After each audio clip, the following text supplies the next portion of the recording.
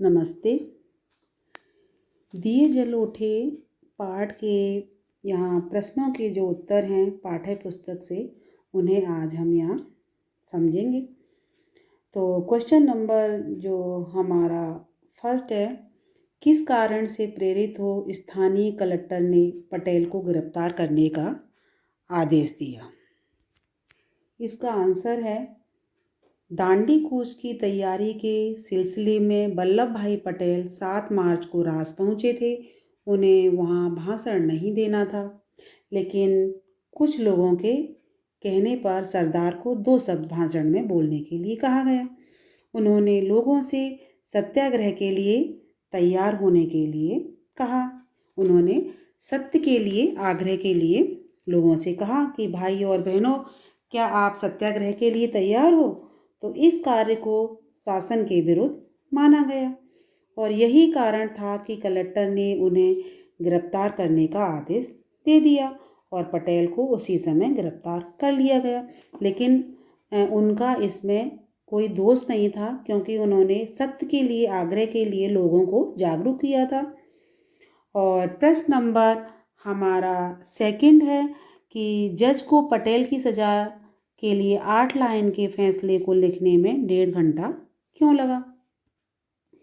इसका आंसर है कि जज को पटेल की सज़ा के लिए 8 लाइन के फैसले को लिखने के लिए 1.5 घंटा इसलिए लगा क्योंकि उसे समझ में नहीं आ रहा था कि किस धारा के तहत उन पर आरोप लगाया जाए और उन्हें जेल भेजा जाए।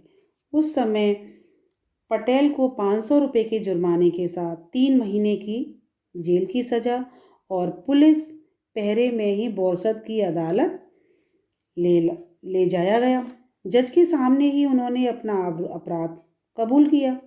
वह उन्हें कितनी और किस प्रकार की सजा दे, यह तथ्य उसकी समझ में नहीं आ रहा था, क्योंकि इतना अधिक उनका दोष भी नहीं था। केवल उन्होंने देश के लोगों को एक संगठन बनाने के लिए, सत्य के आग्रह के लिए उन्होंने भाइयों और बहनों से सबसे पूछा था। प्रश्न नंबर जो हमारा थर्ड है, मैं चलता हूँ, अब आपकी बारी है। यहाँ पटेल की कथन का आशय उद्धृत पाठ के संदर्भ में स्पष्ट करना है। तो यहाँ जो प्रश्न नंबर 3 का आंसर है, सरदार पटेल को जब सज़ा सुनाई दी गई तो उन्हें अहमदाबाद साबरमती जेल ले जाया गया और साबरमती आश्रम में गांधी जी को पटेल की गिरफ्तारी, उनकी सज़ा और साबरमती जेल ले जाए जाने की सूचना थी। गांधी जी इस गिरफ्तारी से बहुत ही वो क्रोधित थे। उन्होंने दांडी कूच की तारीख बदलने का निर्णय ले लिया। आश्रम में एक एक व्यक्ति से यह हिसाब लगा रहा था कि मोटर कार द्वारा बोरसद से साबरमती जेल पहुंचने में कितना समय लगेगा। जेल का रास्ता आश्रम के सामने से ही होकर जाता था और आश्रमवासी पटेल की एक झलक पाना चाहते थे, क्योंकि वो उनके एक प्रसिद्ध नेता थे जो सत्य के लिए, आग्रह के लिए खड़े थे। समय का अनुमान लगाकर गांधी जी स्वयं आश्रम से बाहर निकल आए। पीछे पीछे सभी आश्रमवासी आकर के सड़क के किनारे खड़े हो गए। लोगों का अनुमान था कि गाड़ी नहीं रुकेगी, परंतु उनके जो पटेल जी का जो रौब था, उस रौब के कारण गाड़ी रोकी गई। तब पटेल ने गांधी जी से कहा कि वे चलते हैं, अब उनकी बारी है, मतलब मैं तो अब जा रहा हूँ, लेकिन अब आपकी बारी है।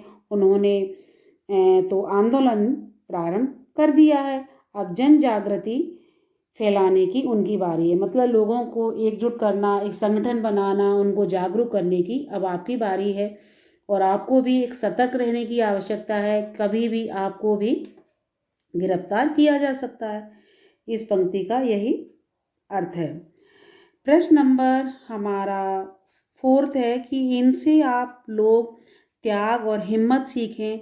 गांधी जी ने यह किसके लिए और किस संदर्भ में कहा? तो इसका जो आंसर है, रास में गांधी जी का भव्य स्वागत किया गया। दरबार समुदाय के जो लोग थे, इसमें सबसे आगे थे वो, और दरबारी जो गोपाल दास और रविशंकर महाराज वहाँ मौजूद थे। उन्होंने अपने भाषण में दरबारों का ख़ास तौर पर उल्लेख किया है। ये रियासतदार होते हैं, इन्हें साहबी कहा जाता है। ये साहब लोग होते हैं, ऐशो आराम की इनकी ज़िंदगी होती है और एक तरह का इनका राजपाट होता है। दरबार सभी कुछ छोड़ करके यहाँ रास में आकर के इनके साथ बस गए थे। और कभी गांधी जी ने कहा था कि इनसे ही आपको त्याग और साहस की परिभाषाएं सीखनी है। इन्होंने अपना सब कुछ त्याग दिया और हमारे साथ आकर के एकजुट होकर के सत्य के आग्रह के लिए, सत्याग्रह के लिए इन्होंने धीर रखा और इन्होंने त्याग और साहस के द्वारा ही अंग्रेजी शासन को बाहर खदेड़ा जा सकता है। तो यहाँ संगठन में जो शक्ति है, संगठन बनाने की आवश्यकता है, हमें एकजुट रहना है। प्रश्न नंबर जो हमारा 5th है कि पाठ द्वारा यह कैसे सिद्ध होता है कि कैसी भी कठिन परिस्थिति हो उसका सामना तात्कालिक सूझबूझ और आपसी मेलजोल से किया जा सकता है। तो इसका जो आंसर है 5th क्वेश्चन, स्वतंत्रता संग्राम किसी व्यक्ति विशेष से संबंधित नहीं था।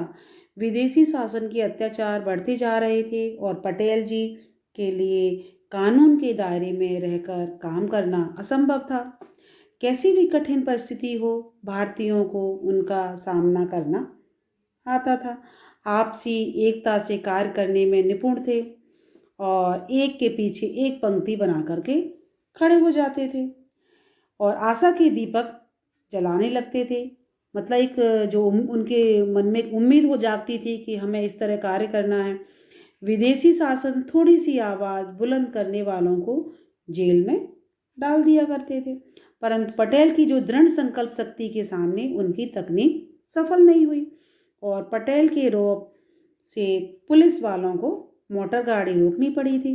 गांधी जी की आवाज़ ने सोने पर सुहागे का काम किया और देश भर में आज़ादी की लहर दौड़ गई। गांधी जी के मिलन और सूझबूझ ने कठिन परिस्थितियों पर भी काबू पाकर लोगों के हृदय में स्थान बना लिया। तो आपने देखा कि जब मन में एक दृढ़ संकल्प हो और किसी भी कार्य करने की एक इच्छा अंदर जागृत है तो और संगठन बना करके हम कार्य करते हैं तो हमें उसमें सफलता निश्चित मिलती है। जैसे कि गांधी जी ने एकजुट होकर के लोगों को जागरूक किया और लोगों को समझाया कि हमें ब्रिटिश सरकार की जो नौकरी है, हम उनके गुलाम बने हुए हैं और हमें उनकी नौकरी को छोड़ देना है और हमें एकजुट होकर के देश के हित के लिए काम करना है और देश को आज़ाद कराना है।